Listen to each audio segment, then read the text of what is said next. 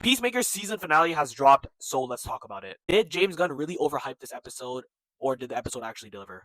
We'll go through all the important details and Easter eggs that were mentioned in this episode, as well as what is in store for the future for the DCU. Listen, I know James Gunn has said that this has some major implications for the future, as well as for Man of Tomorrow, and I know in some sort of fashion people are probably confused like what exactly is happening, but I think I am getting a basic gist as to what James Gunn wants to do. So after the ending of last episode, Rick Flag Sr. is sending his crew of Argus and everyone else basically who is available into the QUC and opening all of these dimension doors to other worlds. Unfortunately, there are a lot of deaths, but Rick Flag Sr. finds exactly what he needs. And this right here is the first big reveal of this episode. So we actually find out why Rick Flag wants to go in the QUC and open these dimensional doors, and we figure out it's actually because he wants to make the planet that they do find a prison.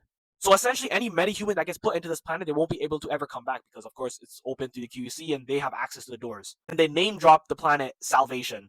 And it's looking like James Gunn is going to be utilizing majority of the plot points from this comic book run for the future of this because we saw parts of it already now. Essentially, in the comics, Amanda Waller sends her Suicide Squad into this distinct world using boom tubes, and we found this planet uninhabited, and they name it Salvation. Obviously, now since Peacemaker is trapped there, he is going to be in a lot of trouble for whenever we see him next. But the thing is, this isn't the most important part from this. We actually find out later in this comic book run that this planet is not just a planet. The planet itself is a training hub for the New Gods and is run by Desaad. Yeah, remember this guy from Zack Snyder's Justice League? He was cut in the theatrical version. We got a New Gods reference and possibly a Dark Side reference. Oh my god. If James Gunn does utilize these plot points, I mean, we could be headed towards Final Crisis. Because that is a story that would follow up after the whole Salvation run. If James Gunn does decide to utilize some of the source material and actually make this a training planet for the New Gods, this was going to be insane. I want to give a huge shout out to Ryan Erie from Screen Crush because he was one of the first people I do recall talking about the whole boom tubes, the QUC being related to the boom tube, and how it could relate back to the New Gods and Apocalypse. He was the first person. So we end off with Peacemaker on this planet, and there are creatures on here. Yeah, he's cooked. Another massive reveal in this episode is the formation of the Checkmate team in the DC universe. Obviously, when Sasha Bordeaux was revealed to be a cyborg a couple of episodes ago, this was one of the trending topics because Checkmate is associated with Sasha Bordeaux. I do believe they'll be changing a bunch of things for this team for this live action version because Leota did say they want to prioritize the public's interests, which obviously Checkmate in the comics were more so anti-hero based. If this is a full front superhero team, then we could be seeing a completely different take. One thing I would say for this episode is how it was more character driven. Like James Gunn definitely prioritized focusing on these characters and that alone, right? I know James Gunn may have overhyped it just a little bit, trying to make it seem like this is like going to be the most important episode. It definitely is. I do think this episode will actually have a lot of impact for the future for the DC universe. I'm telling you guys right now. Team Peacemaker though stole the show for this episode. I mean, we had a heart to heart, to heart. I think it's 5 hearts. Each one of them all talking to each other. And this is after Peacemaker gets bailed out of jail. Obviously, this entire time he never wanted to leave the jail. He gets bailed out and he realizes, hey, I don't want to be a part of anything because I'm cursed. I'm the reason why everything bad is happening.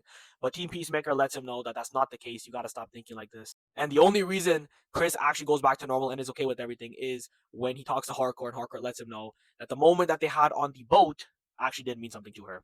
And the moment that they did share on the boat was in fact a kiss. Sasha Bordeaux also has a character twist of fate because she realizes Rick Flag Sr. was essentially playing every single person at Argus. So it looks like for this iteration of Checkmate, it will be the entire 11th Street Kids, otherwise known as Team Peacemaker. We got Langston Fleury, we got Sasha Bordeaux, and Judo Master, of course, is on this team. Rick Flag going to the US government to ensure that this is what happens for the future of the metahumans and the future of the world is kind of crazy to me. But yeah, at the end of the episode, Peacemaker finally is okay with everything. He's finally happy, accepted, and come to terms with everything. And that is when Rick Flag Sr. decides, I absolutely despise you. You don't deserve shit. And he basically sends him into Salvation. Overall, this episode was decent enough. Again, it was prioritizing the whole characters and their moments, not, any sort of like special appearances or cameos. We already had that in the last 2 episodes, so I'm happy with what we got. So one of the main takeaways I do have from this episode is that we will be heading towards some sort of version of Final Crisis. I do believe James Gunn is teasing that the big bad for this saga will in fact be Darkseid. Let me know what you guys think about this episode. I thought it was a good enough finale. Not exactly what we all thought it would be. Again, James Gunn overhyping it, but he definitely delivered in some sort of fashion because we are definitely getting some big, big things for the future of the DC universe. Poor Peacemaker will never in his life ever be happy because the moment anything good happens for him, some shit goes down. So it's inevitable.